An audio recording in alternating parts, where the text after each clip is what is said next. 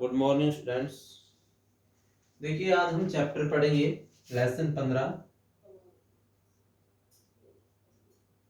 पीछे अपने जो 14 चैप्टर चल रहा था बायोटेक्नोलॉजी या जैव प्रौद्योगिकी, उसको जो अब नया सिलेबस डाला गया है बोर्ड के अकॉर्डिंग, उस लेसन को हटा दिया गया है आपके सेशन के लिए। तो अब जो नेक्स्ट चैप्टर है अपने पास 15 नंबर, उसका नाम है आनुवंशिक अभियांत्रिकी।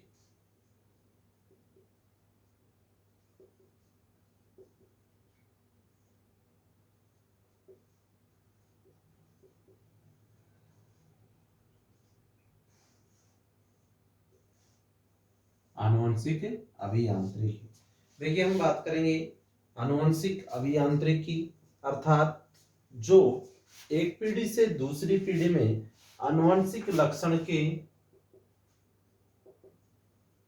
जो गुण हैं या आनुवंशिक लक्षण एक पीढ़ी से दूसरी पीढ़ी में संचरित होते हैं, उनके अंदर क्या क्या तकनीकें, क्या क्या सुधार किए जा सकते हैं, कौन कौन सी तकनीक अपनाई जा सकती हैं, उन सब का अध्ययन हम किस में पढ़ेंगे? आनुवंशिक अभियांत्रिकी। अब ये हमें पता है आनुवंशिकी के अंतर्गत डीएनए जो वाला पार्ट होता है या आरएनए, हम बोले डीएनए आरएनए जो हम मॉलिक्यूलर बायोलॉजी में पढ़ते हैं, मेनली यहाँ पे हम इस चैप्टर में किसका बात करेंगे? डीएनए का। तो किसी भी डीएनए में हेरफेर करना या चेंजेस करना, किस किस प्रोसेस या क्रियाओं के तहत वो चेंज किए जाते हैं, उन सब का हम यहाँ इस चैप्टर में अध्ययन करेंगे। आनुवंशिक अभियांत्रिकी अर्थात अब देखो दो शब्द होते हैं, एक तो हमारे पास आनुवंशिक होता है या आनुवंशिकता बोलते हैं, ठीक है, और दूसरा शब्द की यदि हम बात करें आनुवंशिकी,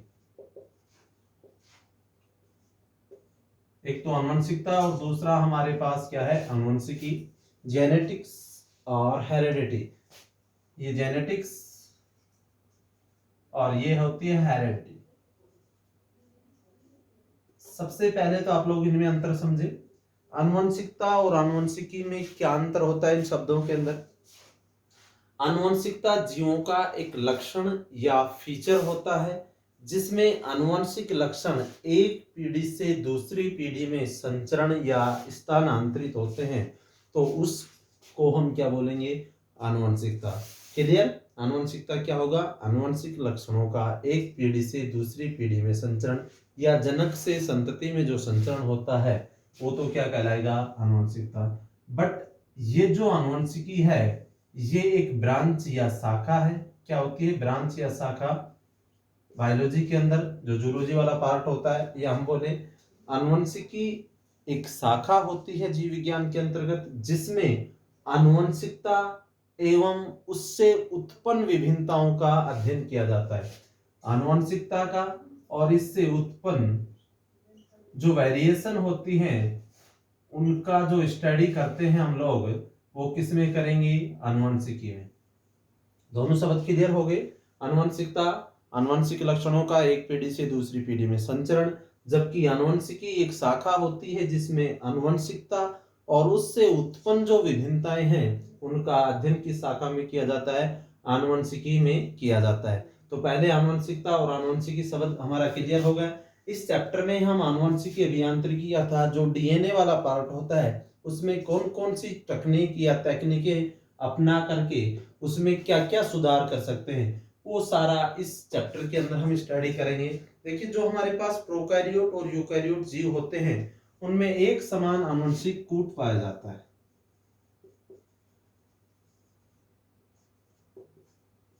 और यूकैरियोटिक ये जो एनिमल होते हैं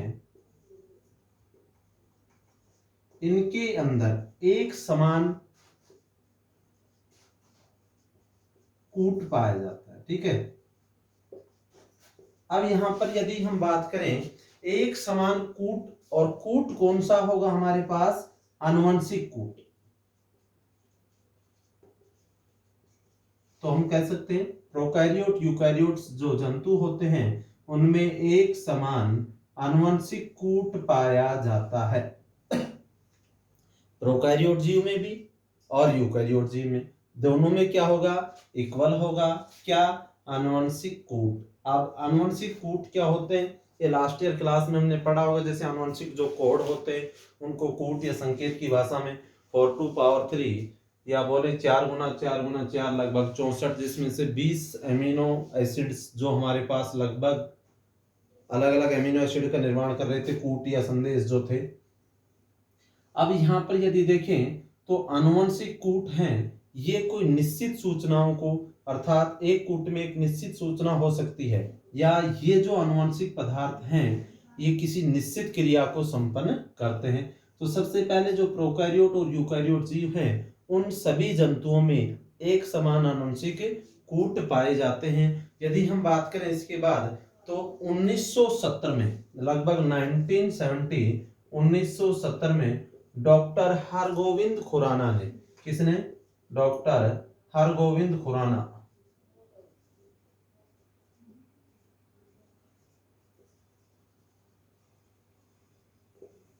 डॉक्टर हरगोविंद खुराना ने परख नली के अंदर जो टेस्ट ट्यूब होती है उसके अंदर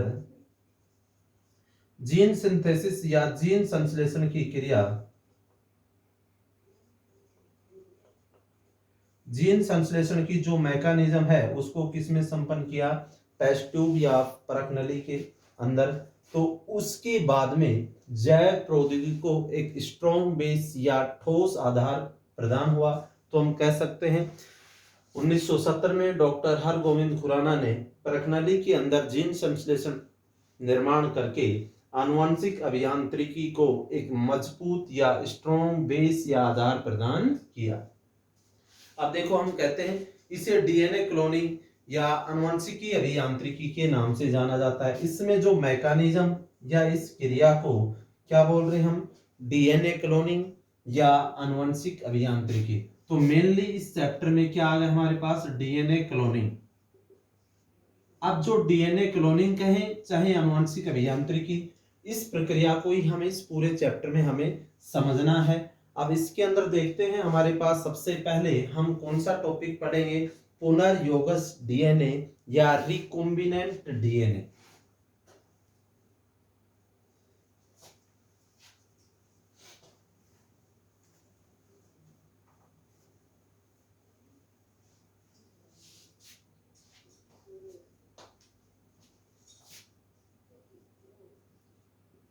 पुनर्योगज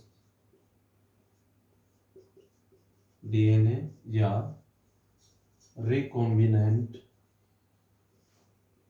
डीएनए।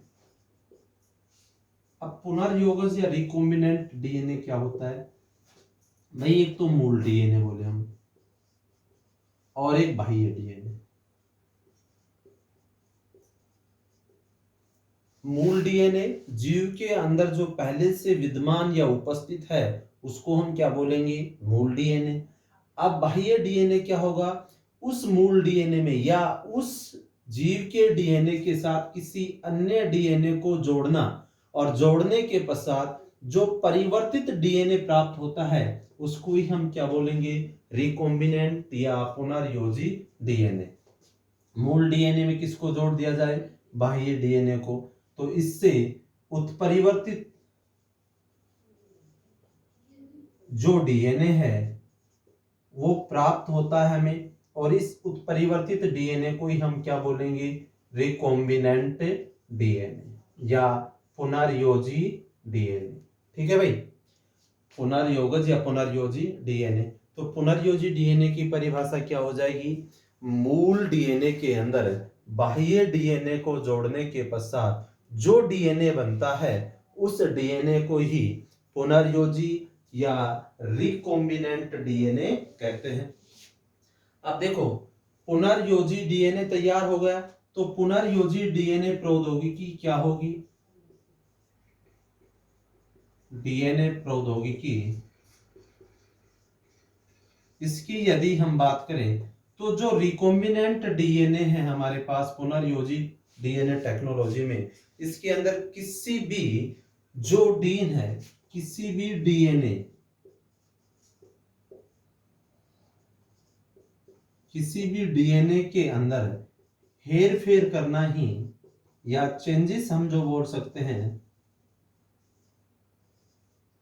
किसी भी डीएनए के अंदर हेरफेर या चेंजेस करना, वो टेक्नोलॉजी क्या कहलाएगी? पुनर्योजी डीएनए प्रौद्योगिकी। सबसे पहले किसका निर्माण किया? पुनर्योजी डीएनए का। किस प्रकार से? मूल डीएनए में क्या जोड़ा?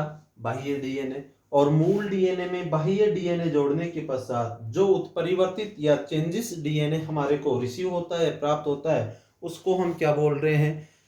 पुनर्योजी या रिकॉम्बिनेंट डीएनए बोल रहे हैं। अब इसकी यदि हम बात करें, पुनर्योजी डीएनए प्राप्त होने के पश्चात पुनर्योजी डीएनए टेक्नोलॉजी या तकनीक या प्रौद्योगिकी हम बोले तो हमारे पास प्रौद्योगिकी में क्या होगा? पुनर्योगश डीएनए प्रौद्योगिकी। जो डीएनए प्राप्त हुआ है, कौन सा डीएनए? Recombinant DNA. अब इसकी तकनीक की सहायता से हम किसी भी डीएनए के अंदर क्या कर सकते हैं?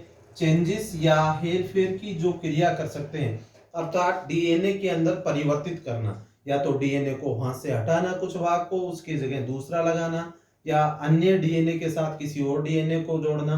एक सीक्वेंस जो डीएनए का होता है उसमें किसी अन्य डीएनए को जोड़ना, डीएनए के अंदर से त्रुटि करना, नया डीएनए विकसित करना, ये सब हम किसके अंदर देखेंगे? पुनर्योजी डीएनए प्रौद्योगिकी क्रिया के द्वारा संभव हो पाता है। अब हम बात करें, इसका खोज का जो श्रेय जाता है वो किसको जाता है? स्टेनल, कोहले व बोयर ने 1973 में इसमें महत्वपूर्ण योगदान दिया था। पुनर्योगश डीएनए तकनीक का, जो पुनर्योगश डीएनए तकनीक का जो श्रेय जाता है वो किसको जाता है? स्टेनले, कोहल व बोयर तथा उनके सहयोगियों को।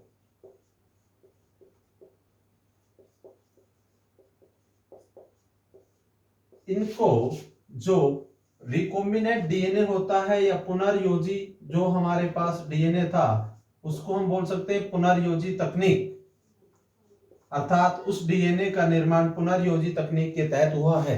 तो पुनर्योजी तकनीक का खोज का श्रेय जो वैज्ञानिक को जाता है उनका नाम है स्टेनले, कोहल, बोयर व उनके सहयोगी जो भी साथ में काम कर रहे थे, इन सब ने मिलकर के रिकॉम्बिनेंट डीएनए या पुनर्योजी तकनीक का खोज किया और 1973 के अंदर इस तकनीक का खोज किया गया था। तो क्लियर? डीएनए तकनीक होती क्या है यहाँ पर, वो उसके साथ फिर पुनर्योगश डीएनए किस प्रकार से बना? मूल डीएनए में बाह्य डीएनए या दूसरा डीएनए जोड़ा तो जो नया डीएनए बना उसको क्या बोला? रिकॉम्बिनेंट या पुनर्योजी डीएनए।